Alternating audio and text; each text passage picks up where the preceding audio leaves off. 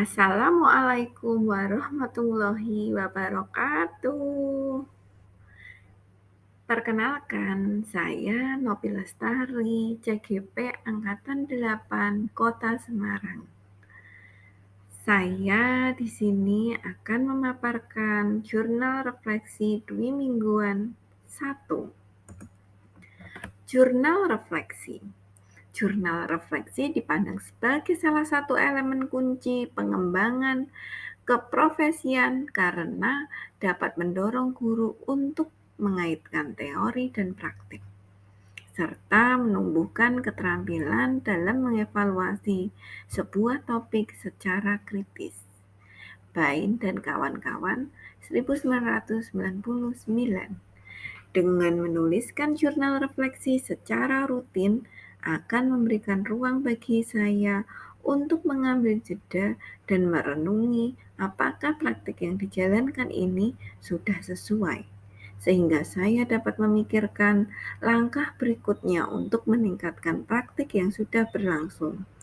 Selain itu, jurnal ini juga dapat menjadi sarana untuk menyadari emosi dan reaksi diri yang terjadi sepanjang pembelajaran nanti, sehingga saya dapat semakin mengenali diri sendiri. Menuliskan refleksi bagi saya sama halnya mengabadikan memori untuk mengukir sejarah yang dapat dijadikan sebuah evaluasi untuk evolusi pendidikan yang semakin baik. Untuk apa? Memahami lebih dalam tentang diri, profesi, dan bagaimana kita dapat menjadi pribadi yang bermanfaat untuk orang-orang di sekitar. Menjadi guru penggerak merupakan impian bagi orang yang mau keluar dari zona nyaman dan ingin menjadi bagian dari transformasi ekosistem pendidikan yang adaptif dan mampu membangun karakter anak bangsa. Dalam kesempatan ini, saya ingin menuliskan refleksi dwi mingguan pertama sebagai calon guru penggerak Angkatan 8. Saya akan menuliskannya dengan model 4F, yakni Fact, Feeling, Finding, and Future. Dengan kata lain, peristiwa, perasaan, pembelajaran, dan penerapan yang saya alami.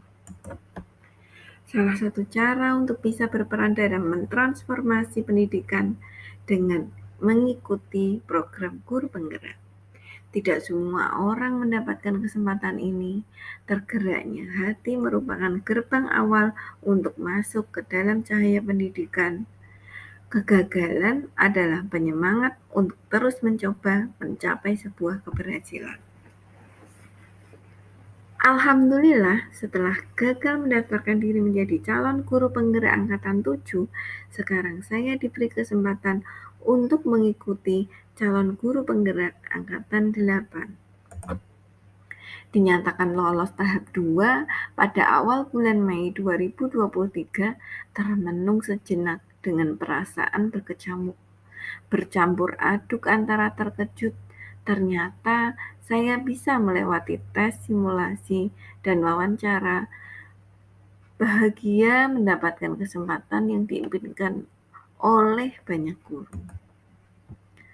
Cemas akan kemampuan saya dalam mengerjakan tugas-tugas yang saya lihat sangat menyita tenaga, waktu, dan pikiran. Optimis karena keluarga, kepala sekolah, dan teman sejawat mendukung kegiatan yang saya ikuti ini. Semangat karena pintu masuk untuk belajar lebih mendalam tentang pendidikan dan pengajaran sudah ada di depan mata. Pembukaan. Pada acara pembukaan pendidikan guru penggerak Angkatan 8 pada Rabu 10 Mei 2023 pukul 11 secara langsung melalui Zoom dan kanal YouTube Dirjen GTK Kemdikbud RI bersama Bapak Nadiem Makarim, Menteri Pendidikan Kebudayaan Riset dan Teknologi, Ibu Profesor Dr. Nunuk Suryani, Direktur Jenderal Guru dan Tenaga Kependidikan, Bapak Dr. Praptono MED, Direktur Kepala Sekolah, Pengawas Sekolah, dan Tenaga Pendidikan. instruktur, fasilitator, pengajar praktek, serta teman-teman CGP Angkatan 8. Saya mulai mempersiapkan meninggalkan zona nyaman yang selama ini saya nikmati untuk bisa belajar dan membuka hal-hal baru dalam menciptakan Merdeka Belajar. Ucapan selamat serta arahan dalam mengikuti program guru penggerak saya dapatkan dalam acara ini. Pembagian kelas. Pembagian kelas dimulai dan saya masuk kelas 08.128 BPGP Jateng bersama Ibu Evi Murniati dari Kota Salatiga sebagai fasilitator dan Bapak Wasono Herdianto dari SD Negeri Pedurungan Kidul 01 sebagai pengajar praktik. Pretest modul 1.1 didahului dengan informasi dan pengumuman, gambaran kegiatan mulai terbuka. Sehari setelah kegiatan pembukaan dilanjutkan dengan pretest paket modul 1 pada tanggal 11 Mei 2023. Dengan penuh pasrah saya isikan jawaban sesuai dengan pengetahuan saya tentang paradigma dan visi guru penggerak. Diawali dengan saya melakukan sebuah refleksi diri sejauh mana saya mengenal dan memahami filosofi pendidikan Ki Hajar Dewantoro. Sejauh ini saya sudah sering mendengar kata-kata seperti budi pekerti, ing ngarsa sung tulodo, ing madya mangunkarsa, tutwuri handayani yang menjadi jiwa dari pendidikan nasional. Namun, saya belum memahami makna secara mendalam. Menyimak video-video dan membaca teks pengetahuan saya lakukan dengan seksama. Nah, eksplorasi konsep di ruang diskusi virtual terjadilah. Diskusi dengan fasilitator mengenai pendidikan yang menuntun kekuatan kodrat anak dan bagaimana penerapannya pada konteks lokal, sosial, budaya di daerah.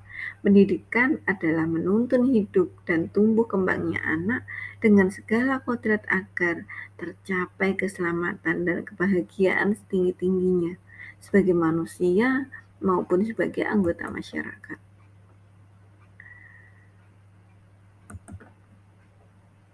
Kesimpulan, tuliskan semua kesimpulan yang diperoleh dari hal ini.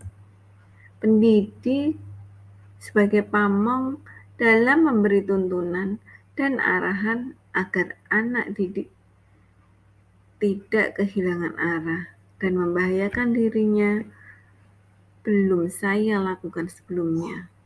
Selama ini saya hanya sebatas melaksanakan pengajaran saja, yakni mentransfer ilmu sesuai dengan kompetensi dasar yang sudah tercantum dalam kurikulum saja. Setelah melaksanakan eksplorasi konsep dan diskusi kelompok dalam memahami filosofis pendidikan menurut Ki Hajar Dewantara, kini saya mulai memberikan tuntunan dan arahan agar anak tidak kehilangan arah dan membahayakan dirinya. Sebelum mempelajari modul 1.1, saya memiliki anggapan bahwa setiap anak itu sama, maka bisa kita perlakukan sama secara klasikal. Saya bisa meminta anak untuk melaksanakan sesuatu sesuai dengan anggapan baik saya kala itu. Seperti kertas kosong yang bebas saya lukis seperti kehendak saya.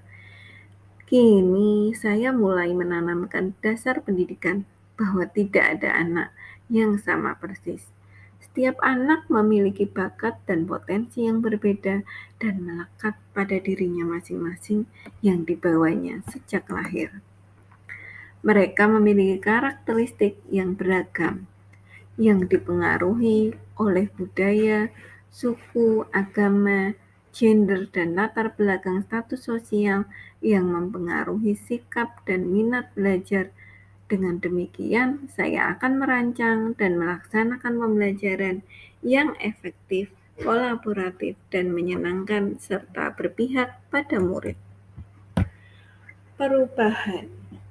Perubahan tidak menunggu kita siap, melainkan kita harus selalu siap dengan perubahan. menghadapi generasi alfa yang mempunyai karakteristik adaptif, bermain dengan permainan yang berbasis aplikasi, lebih banyak waktu yang dihabiskan di depan layar. Pembelajaran berfokus pada materi skill, rentan akan pengaruh-pengaruh negatif dan cenderung memiliki daya juang rendah. Disinilah yang memunculkan motivasi saya untuk selalu belajar agar bisa menghadapi perubahan. Benar adanya bahwa mendidik harus dengan tulus ikhlas, penuh kesabaran. Sekarang patut saya indahkan bahwasanya apapun yang kita lakukan semata-mata untuk kepentingan pendidikan, khususnya kemerdekaan anak agar dapat berbudi pekerti luhur sehingga tercapai kebahagiaan setinggi-tingginya. Diskusi kelompok.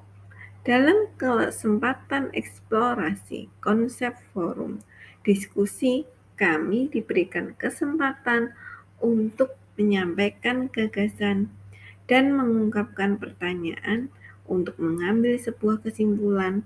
Suasananya begitu menegangkan, karena ini kali pertama saya harus ikut berpartisipasi aktif dalam ruang diskusi. Presentasi dilaksanakan sesuai dengan kelompok masing-masing.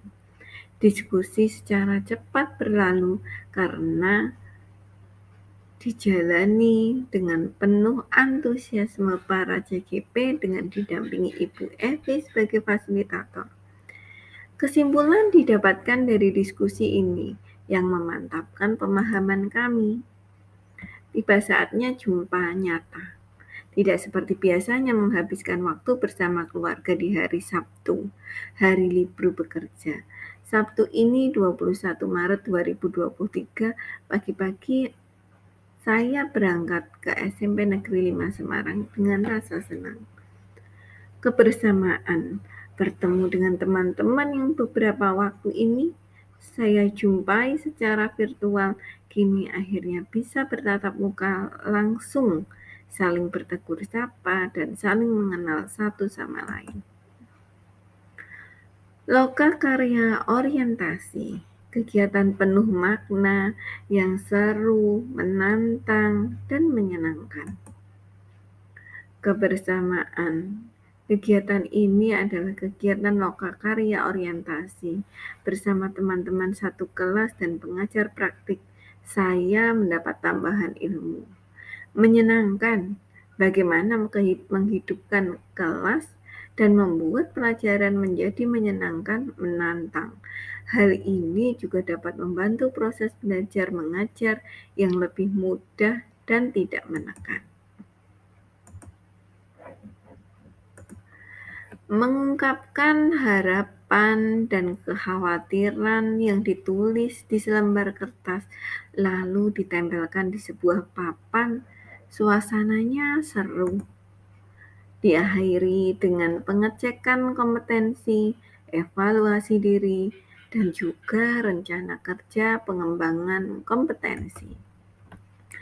Saatnya berkreasi, mendesain sebuah strategi dalam mewujudkan pemikiran Ki Hajar Dewantara, pendidikan yang berpihak pada murid, dalam sebuah karya dan mempublikasikan sebagai wujud pemahaman, pemaknaan, dan penghayatan yang saya praktekkan dan dari pemikiran filosofis Ki Hajar Dewantara.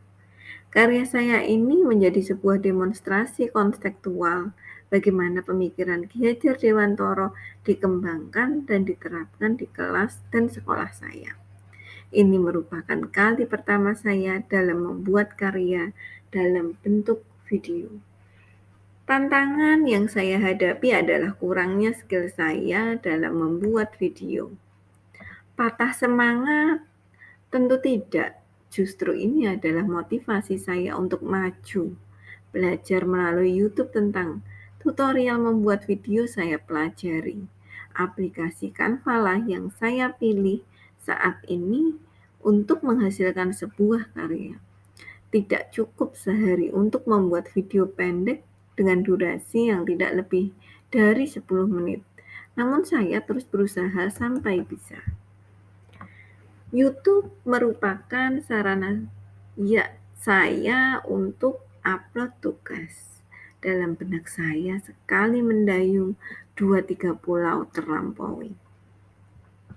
Selain saya mendapatkan ilmu tentang pendidikan, saya juga bisa menjadi YouTubers. Hahaha.